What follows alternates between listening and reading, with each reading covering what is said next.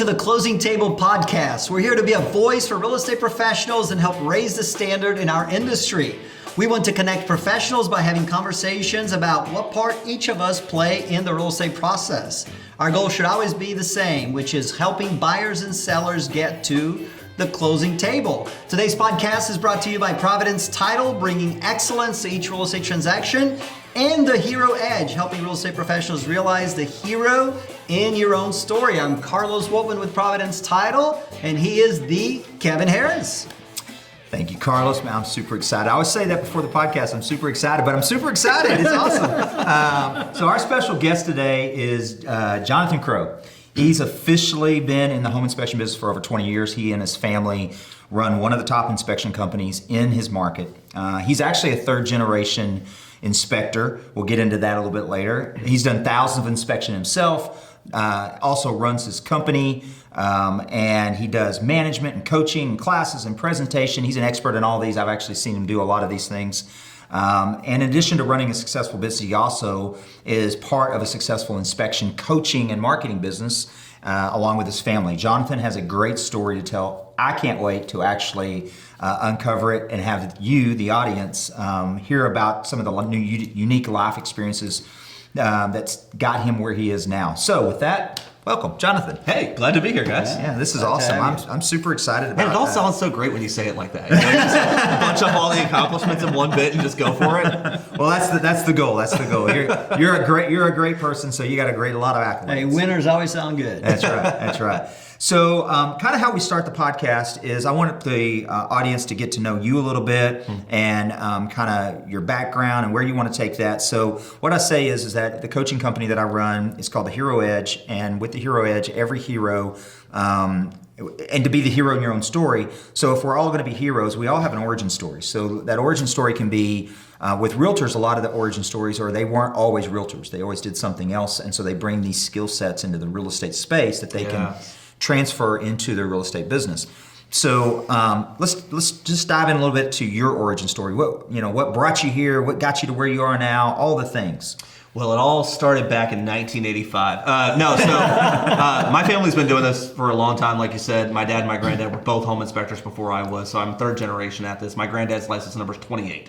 So we've been basically around as long as the home inspection industry has been around. I remember being 2, and my dad would hand me a plug tester and go test the plug tests in the wall. That's awesome. Yeah, I walked my first roof when I was 5 years old. So what happens when it was not wired properly? That's what he would say. Okay, if you go plug this in and you see anything but these 2 lights come on, you come let me know. And that was my job. I still remember I was so proud when I graduated to Windows. I could open and close the windows now, as part of the home inspection. My dad would pick me up from school. We'd go do a home inspection together. I'd go home and do my homework. That was my life. As most people did, I went through a rebellious phase when I was in my late teens, and I was like, I never want to do home inspections. This is hard work, crawling in attics, under houses, doing all this stuff, and I wanted to do IT. Oh, it's all about IT. I very nearly became CCNA certified. I am A+ certified, so I was an IT guy, but I needed a way to pay for college. And so my dad was like, well, why don't you do home inspections for a couple of years while you pay for college?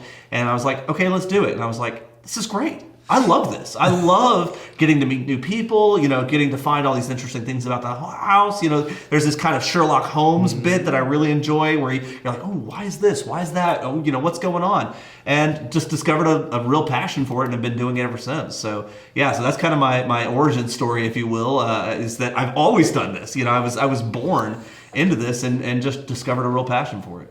That's awesome. I say this all the time that, like I said, most origin stories in the real estate space don't come from real estate, but there are a few. I always say not all, but most. And you're one of the not alls. You're one of the ones who actually started, and this is what you've done primarily, and that's awesome. It also gives you a lot of credibility in the space because there's probably not a lot of things that you haven't seen.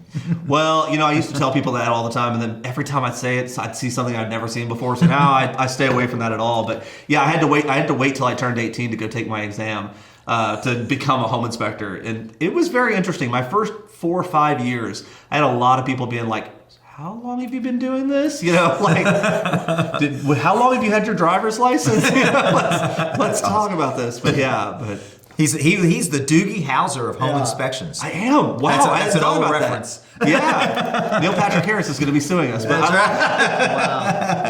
Wow. I love it. I'm sure you've done plenty of homes, and maybe I'll just go straight to it because that's where my mind goes. What's the weirdest thing you've seen in a home? Like, Oh, wow. Me personally, so I've done over 7,000 inspections personally. And our company does 4,000 to 5,000, 6,000 inspections every single year. So I have a lot of inspection experience, a lot of funny stories. And it's one of the things home inspectors love to do is we love to swap horror stories. My sister's horror story is about a time she laid in a crawl space and laid on a rat full of maggots and everything. So wait a minute, wait. Your sister's also has done home inspections? Yeah. My sister was also a licensed home inspector. That's awesome. Yeah. So after that, she was like, you know what? I think I prefer The Office. So she did that for a long time. Mine is also a crawl space one. I'll never forget this. I went into this crawl space and I had just learned this little trick about how to look for animals. You hold the flashlight right up next to your eyes. If you've ever been hunting, every hunter knows this. And when you sweep around, you'll see the little reflection out of their eyes. And so I did that and I saw just all these tiny little reflections. And I'm like, oh, that must be water because there were so many of them. And so I crawled over there and it was Mama Skunk and like 5 or 6 pups. And I was just like, nope. Scratch out. Does the eye thing works for snakes too? Because that would be that's the reason why I can never be an inspector. That would be my biggest fear. Well, the funny thing is I've been blessed enough to be around a lot of inspectors, coaching in a community of inspectors, and it's one of the things that if you spend enough time with them, you realize that fear of going into the crawl spaces, that's an accurate fear. That's one of those fears that's like, yeah, you know what? There's a reason why I fear that, and it's actually accurate. Yeah. What do they say? What's a fear of going into a crawl space called? Like what phobia is that? Common sense. That's what it is. Yeah. That's well, awesome. I'm glad you're here because honestly, I know the market. We're talking about real estate market, right? The closing table. The whole point of this is to connect people, and to me, the inspection world is one that. Correct me if I'm wrong, but I think it got really impacted significantly over the last couple of years because some people, the market was so crazy that people were buying homes without an inspection because that was the only way the contract got accepted. It was like, and we'll waive the inspection and let's just get you in the stable. So the thought of people buying homes that they have really no knowledge what's behind those walls or what's just how the house is functioning to me is really scary. So how kind of tell me a little bit how you transition from how did you educate clients that, hey, listen, you should still get an inspection? Yeah, it's a great question. And, the media always blows things out of proportion. So while there are definitely specific areas that had a lot of waived inspections and had a lot of difficulty with that. Our market was not really particularly one of those. Yes, things went down a little bit, but mostly what happened in our market, and I really attribute this to the agents. We have a lot of really, really good real estate agents here who really understand the value of doing a good job for their clients, not just selling the home, but really making sure their clients are really well taken care of. So what we mostly saw in our market was shorter option periods. So, when I first started, option periods were 20, 25, 30 days. That was common. And then we really got down to a point where like 7 to 10 was normal. Like that was normal and had been for a long time. Well, when these crunches came in, you had people making, 15 offers on a house or getting 15 offers on a house.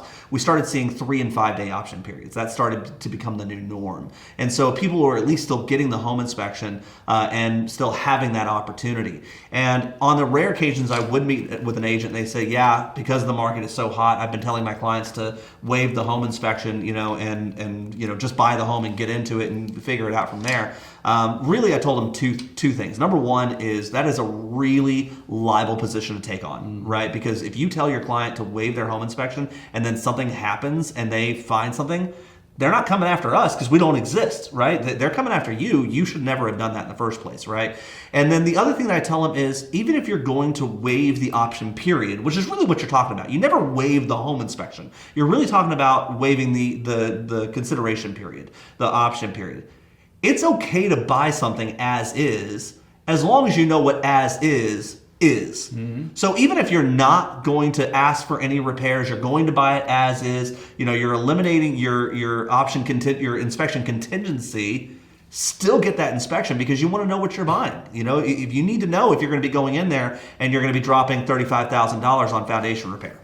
No, I think that's an important point.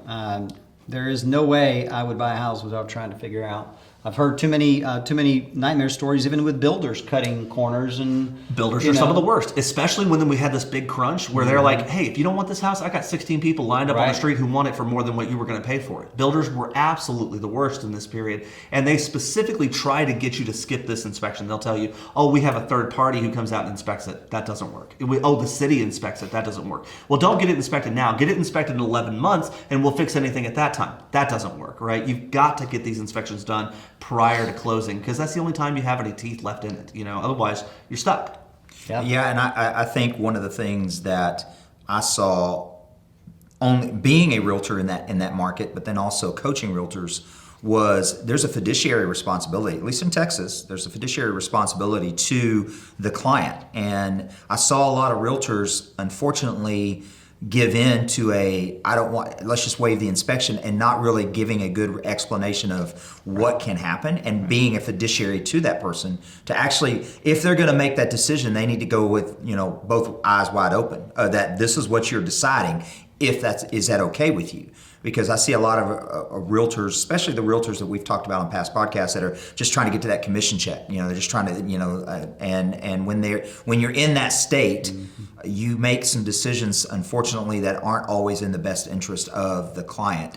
And that's why we always say come from abundance, always come from a place that there's another deal down the pipeline, but you've got to take care of that client, because if you take care of that client and you actually do the right thing, that client can multiply. It can multiply into referrals. It can multiply into other opportunities down the road. Right. And it's just, it's good practice. Yeah. And I would much rather not sell a house and do everything by the book than sell a house and then end up in court 6 months, a year lader because you made wrong decisions. I know some realtors that were gifting their clients an inspection. Just listen, it's something you have to do. Yeah. Hey, you don't want to do it. I get that. I'll pay for it. Let's go. Yeah. What type of inspections can you guys do? So our big bread and butter is residential home inspections. So all of our inspectors are licensed by the Texas Real Estate Commission to do home inspections. We're also all licensed by the TDA, the Texas Department of Agriculture, to do the termite inspection. Okay. We say there's only two types of houses here, those that have termites and those that will have termites. It's not a question of if. That's like foundation issues. Yeah. Either they have or they will. Yeah. So or roofs. Wow. You're going to replace a roof either now or later. Yeah, exactly.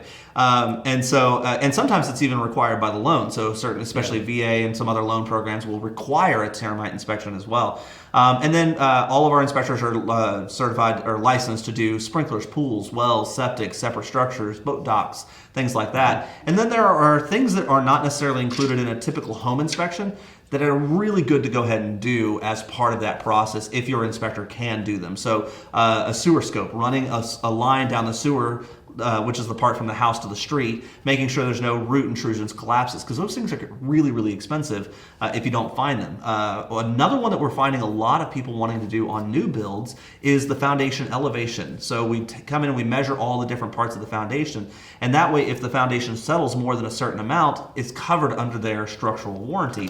But if you don't have that starting point, that's awesome. Then you don't know if it's settled more than that. It's just the builder's word versus yours. So we're doing a lot of those as well. And then mold, obviously, is a big one here. And so we do a lot of mold inspections as well. And then we don't do a lot of these in our area because it's not super popular, but we can also do radon. So if you're moving from out of state, then especially relocation companies, a lot of times they'll require that. So, and then, of course, we have an entire commercial division as well that we do commercial inspections and we do new build inspections. Yeah, we pretty much rock it out. And so, I know that you're part of a coaching company. Your family runs a coaching company for inspectors, marketing, and all sorts of things.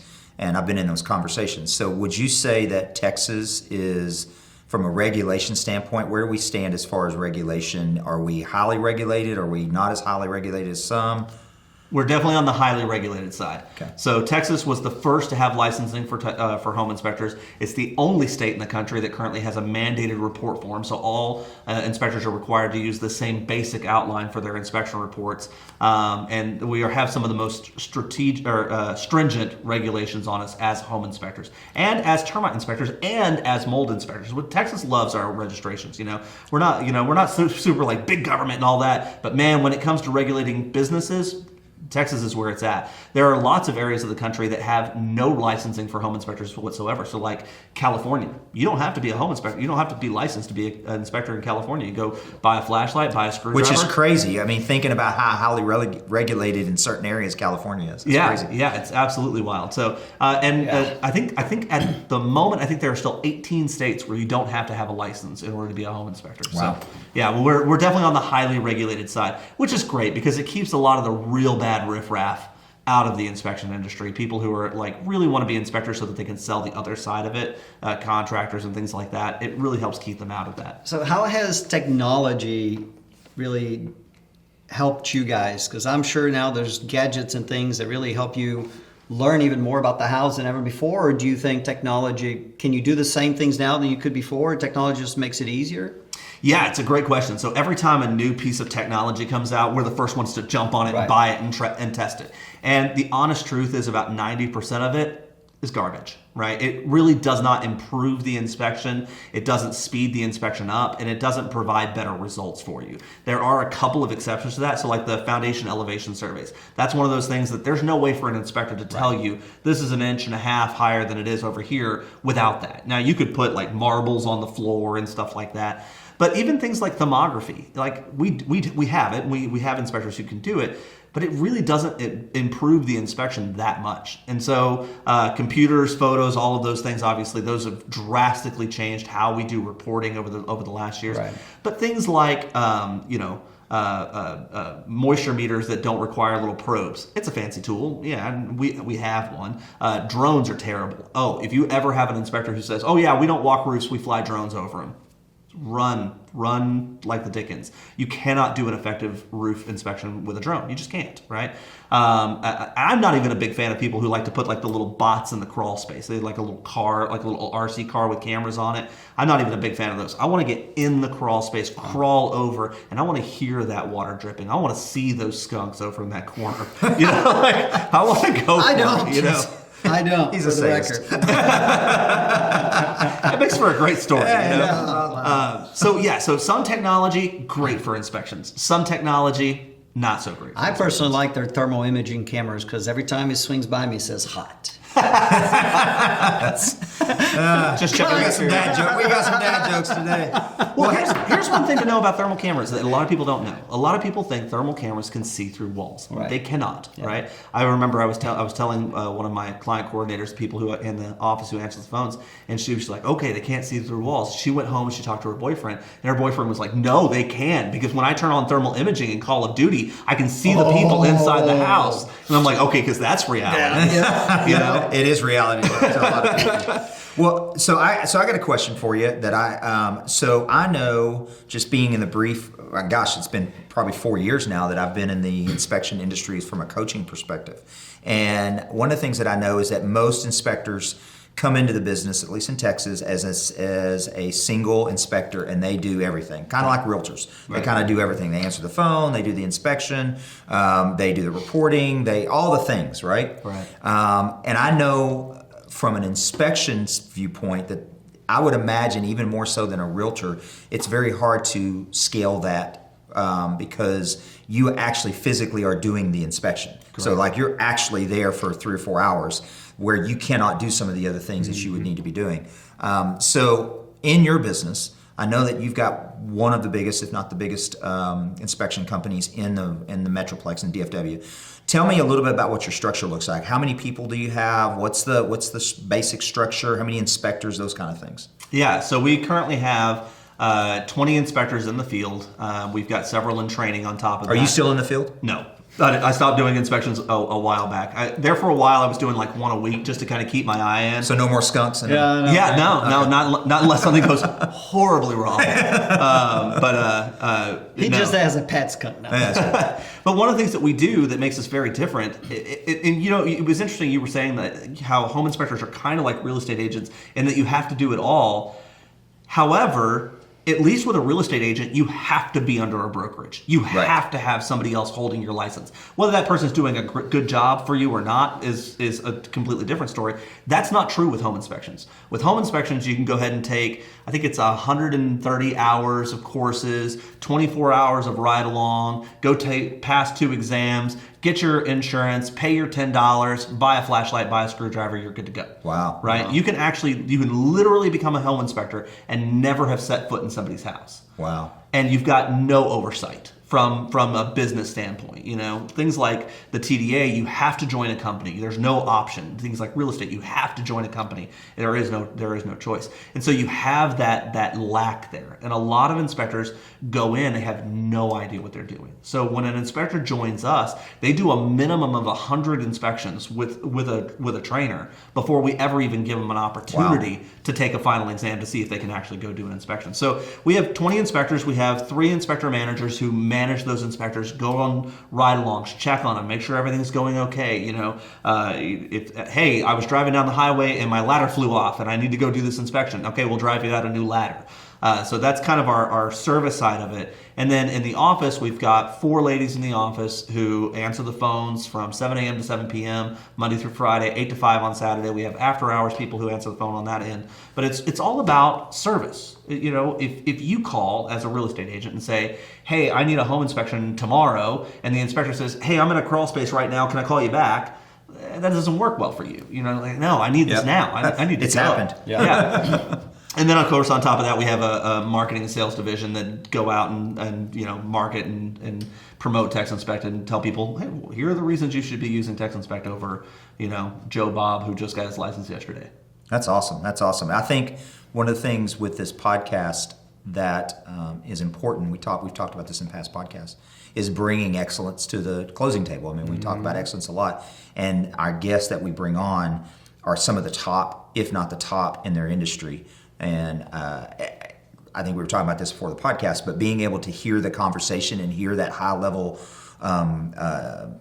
thought process that you have when you've had 4,000 inspections yourself or 7,000 yourself and over 4,000 a year for whatever how many years, that you learn things that you just don't know. You just don't know what you don't know. Mm-hmm. And being able to, from a realtor's perspective, that's been one of that's how I built my business, and that's how we've talked about this, building that vendor list of putting people that actually can help you in your business, can actually give you credence, can actually give you the professional sense. Even though you may not be great, you may be fairly new, but you start putting people like yourself and you put Providence and great lenders, and all of a sudden you look like this person who's been doing it for years simply because of the people you hang out with. And I think that's I can picture right now just a buyer just stressing out about, oh my God, we gotta have to waive the inspection. I mean the option, or we're going on the contract, and a realtor said, listen, I got this. I got a team. Calling Tex Inspect right now. Turnaround time, I'm sure it's with 20 inspectors, you can get it done quickly. We'll figure out something quickly. That makes a big difference, just to be able to calm your buyers just by, listen, we got this. Yeah, makes a big difference. And having that team is important, and that team that's focused on reality. I think one of the biggest problems with inspectors, especially single man operators, not all of them, right, but enough of them, they feel like their job is to scare the buyer with everything, or maybe even just to impress the buyer with all the stuff they know. And they end up coming in as like this white knight on their horse, and the only thing they end up killing is a perfectly good deal that should have gone through for things like AFCIs and GFCIs and springs on interior garage doors, and this house doesn't have, tamper-resistant outlets and stuff like that. So having that good balance of, hey, we're going to do a great job. When we're done, you're going to know all the information about this house in a way that helps you feel comfortable, so you're not running for the hills over little things. And not scaring them, but also not doing a poor job either, right? You can't do either. I call it our Goldilocks approach, right? Not too hot, not too cold, just right. And I think that's really important to have an inspector whose whole mentality is, hey, this thing is headed to closing, right? Our job is to give you the information, to arm you with the information that you need in order to get to the closing table, not to have you running for the hills over little stuff. So I love that. You when you were talking about it, I think I was about 3 years into real estate, and I had a listing that I had to be there when the inspector arrived because the listing agent the buying agent and the buyer couldn't be there, so I had to open the door. And this was a single op guy I'd never met before. He comes in and, unmarked car kind of thing, ladder on the top of a Camry, kind of looking thing. He walks up and he literally looks at me and he goes, "Are you the listing agent?" And I said, "Yeah." He goes, "My job is to find everything that's wrong with this house and tell the buyer." Like literally, that was the first sentence out of his mouth, and I was like, "And you will never be on my list." Yeah. Of vendors, and I represented probably more buyers, especially in the first part of my career, than I did listing. But I'm like, that is a terrible way to do your business, and that's the thought process. Yeah. It's all about that mentality. Is our job to find all the things, Right. report those to the buyer? Right. Absolutely. Right. It's also to be a realist. There's a reality. One of the things I love to tell buyers all the time is, this house has this defect. And I'd be willing to bet you that 90% of the houses on this block have this exact same deficiency. Like, it's perfectly normal. Or like, we'll produce this huge long list of deficiencies, and then at the very end I'll tell them, here's the reality. The people who have been living here have been living with all of these deficiencies. This does not preclude you from living in a home. These are just things you need to know. Love I that. know. Love How that. many things have you tried to fix yourself in a home? I have. Yeah. So we're on film, right? I'm not getting into that. There's a difference between being on film and working gray, and I'm not going to work I gray. wonder how many inspectors that was the husband trying to fix that.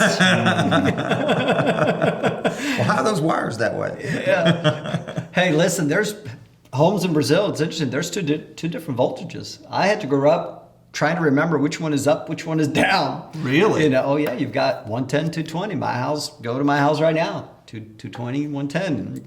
You knew you might be okay, you might live if you hit the 110, but if you touch the 220, that was the big no-no. Wow. So, I know. Interesting. Yeah, that's So a lot of realtors get in this business, and eventually either their spouse gets in the business or their mom was in the business. That's why they got into it, or their sons and daughters eventually get in the business, or they know someone, something like that. There's a lot of realtors and real estate professionals that have an attachment to real estate from a friend or from a relative. You mentioned that you're a third generation inspector, so off topic a little bit, but really on topic because it does equate to everybody in the real estate business.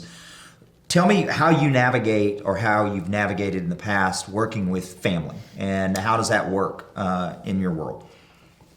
Wow. Hopefully they're not watching this. I'm taking notes too. Because everybody at this table, by the way, has the same thing. Yeah. Here's the one thing I can say about working with family. If you can work for family, you can work for anybody. Like, the reality is that when you're working with family, there is no 8 to 5. It was very common for me to go over to my parents' house and we would eat dinner and we would talk shop. That was what we did. I'm trying to think of how many hours are in a week. I don't know, all of them. It was nonstop. And so we would eat breakfast and we'd be like, "Hey, what are you doing today?" And I'm like, I'm not on the clock for another hour. And they would all laugh, and then I would tell them what I was doing for the day. So it really starts blending things in. A lot of people have a very good work-life balance. From 8 to 5, I go do this. And then from this to this, I go do this. One of the great things that we did is we figured out how to complete our reports on site. And so one of the things I love for our inspectors is that when they go home, they're done. I want them to have that work-life balance. It's something that I will never have. Personally, I know that I will always have, this family coming in from every direction, but I want our inspectors to be able to go home and spend time with their families and have that for them, because it's not for everybody. And the number of real estate agents that I've seen who get into the business and they're like, "Oh yeah, I just want to work 20 hours a week, just do it part-time."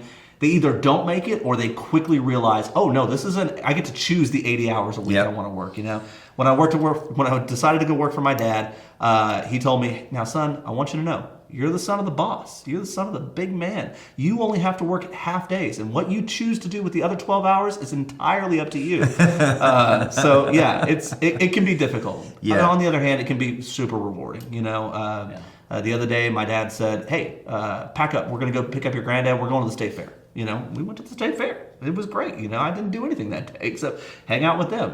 We talk shop the whole time. But yeah, if you can work for family, you can work for anybody, and it has its ups and downs for sure. Can you go places without? Ooh, I see that. Ooh. That's concerning. Like, can you walk in friends' homes, and you're like, yeah, you might want to look, or not do that. It depends on how bad the house is. There are certainly houses where I'm just like, stop looking up, look down. Yeah. Oh no, down is just as bad. I gotta go. But no, it's something you learn to turn off for sure. It's. I'm sure you don't walk up to every single house and be like, I wonder exactly where that property line is. Who owns that retaining wall? I love the fact that the whole point of our podcast is really getting people to the closing table. But there might be people watching that they're not in real estate right now, and maybe they want to become a realtor, or maybe they want to become an inspector or a loan officer, or in the title business. So if somebody that's watching this that maybe wants to become an inspector, what kind of give them a piece of advice? Like how would you go about getting that done today? Absolutely. Look, the reality is if you want to become a home inspector, run. Don't do this. It is not a good... No, I'm just kidding. No, real estate is Find great. your skunk in a corner or something. That's something you're going to have to deal with. Yeah. I've hired plenty of inspectors who wanted to become inspectors and said, what did you do before this? And they said, I had an office job. And I'm like, you're not going to make it. I can tell you right now, moving from an office job to a home inspector, not for everybody. It's a great rewarding profession. It's one that you can do well into past retirement. I've got one guy who, I won't say exactly how old he was, but when God said, let there be light, he was the one who threw the switch. And he's still doing inspections, and he's great at it. Told you they're going to be dad jokes. But no, if you want to become an inspector, the best thing that you can do is go get your license. Go get your license, and once you have your license... If you're in Texas. Yeah, if you're in Texas. If you're in California, then buy a flashlight. And then go work for a company. Even if your ultimate goal is to become an inspector yourself, do not put yourself in that liability situation for the first 4 years. Go work with a good company, a good solid company who's actually going to train you. Not just, okay, cool, here's some shirts and a laptop, go get them, champ. Somebody who's actually going to train you. The number of inspectors we've hired who work for either other companies or work for themselves who are like, I had no idea what I was doing. Holy mackerel, I am in so much trouble if these inspections that I did before this ever come back. Is astounding. So definitely go get experience from somebody who actually knows what they're doing. This is not the kind of thing you want to trial and error on. What kind of sort of marketing or maybe training do you have for the realtors watching this, or maybe the brokers that need some education in their offices? This is the man on the training, right? No. Okay, I see what you're saying. So that is one of the things that makes us very different is that we really believe in educating every step of the way. So where a lot of companies will go in and they'll be like, oh, we're the best and here's all the reasons why, we go into real estate offices and we say, here's the 5 things that will help you sell a stubborn house, and then we go through all of that. And then we say, great, if you got good valuable information out of that, imagine how much greater our home inspections are. Here's all the stuff that we do for home inspections that make us great. So we're all about, what did you say? Give massive value. You said something like that. Come from a place of contribution. Yeah, come from contribution. Yeah, that's a huge for us, and that's what we build a lot of our business around. So we teach 9 secrets to top producing agents, 10 ways to get 10 more referrals, newsletter secrets, internet marketing secrets. Like a lot of our educational-based marketing is based around what does the person we're talking about need? Let's give that to them. So make sure I understand, you have all those classes readily available that somebody can teach? Absolutely. Yep. That's awesome. Yep. Yeah, they it's one of the reasons why I got connected with them is because they're like-minded in the fact that they really want to serve their clients at a high level. And one of the ways that Test Inspect serves their clients is through education and through the classes. And they have some, they do have the traditional inspection classes that they can do, and they also have some ways to generate some opportunities for realtors, and so that's what I love a lot about it. Yeah, we do teach a class on mold. It is boring, but don't worry, it grows on you. We might need to finish on that. So I don't know that I can top that. One last thing, Mr. Crow. What's one thing, we always like to end the podcast with this, what's one thing that most people don't know about you? Oh, That's a good question. I'm a pretty big open book, so if you know me, you pretty much know everything about me. I would say for the general public, one thing that's very different about me is I am an autism dad. So my little boy has very severe autism. He is the sweetest, kindest kid you'll ever meet. And it's a very different world being an autism dad. People will ask me, what's the biggest difference between being a regular parent and an autism parent? And I say celebrations. Like, regular parents, they celebrate the little things. But oh my gosh, when my kid said, can I have cookies? I'm like, what? Oh, let's go. That was huge for me. I'll never forget. I was trying to fix his iPad and he was trying to go to bed and I was having trouble with it. And I kept trying to get it I'm like, hold on, buddy, I'm almost done. And finally he are we allowed to curse on this? Mm-hmm. Okay. He goes, bullshit. And just laid down. I was like, dude, that was so good. High five. Way to use good words. And I handed him his iPad. I'm like, let's go. So, that's a big part of my life when I'm not working. Where did he learn that from? Yeah. We're not going there, I'm sure all kids learn it. I'm sure it's in Mickey Mouse Clubhouse somewhere. That's right. That's right. Well, we want to thank you for joining us today. We definitely will want to give an opportunity for those watching. What is the best way if you got a Facebook or a hashtag or an @ if somebody wants to get a hold of you or Text Inspect, how do they get a hold of you? Man, we're old school. Call us, right? 817-265-5452 for the Fort Worth side, 972-231-1945 for the Dallas side. But yeah, we would love to actually just talk to you. So if you're in the process of buying a home, maybe you just got the offer accepted, give us a call. Don't wait till day 3 of your option period, right? Like if you get a 5-day option period, call us on day 1. Let's get out there and get out there quickly as possible. We almost always have same day, next day availability, and all of our reports are completed and printed and emailed and now texted. That's the new cool thing. So we're actually texting the reports right there on site at the time of the inspection. But yeah, give us a call. You can always go check out our Facebook. It's facebook.com/TexInspect. We're also on TikTok. Yeah. So TikTok.com/@TexInspect, I think it is. So check us out there. I bet they even have their own special dance. Well, and I would also say if you are it's the skunk dance. That's right. If you are also an inspector who is looking to level up, who's looking in the DFW Metroplex, if you're in Dallas and Fort Worth and you're looking to level up, contact them, and I know they're always looking for great inspectors as well. You got it. Guys, I'm Carlos Woltman with Providence Title. We certainly look for ways to earn your business, so keep Providence Title in mind. We also want to make sure to invite you to join our The Providence Edge private Facebook group on Facebook, and join our coaching calls every single Friday morning at 9:30 with the one and only Kevin Harris. So we really thank you for joining us today, and we will see you at the closing table. This is the Kevin Harris, Carlos Woltman, Jonathon Crow.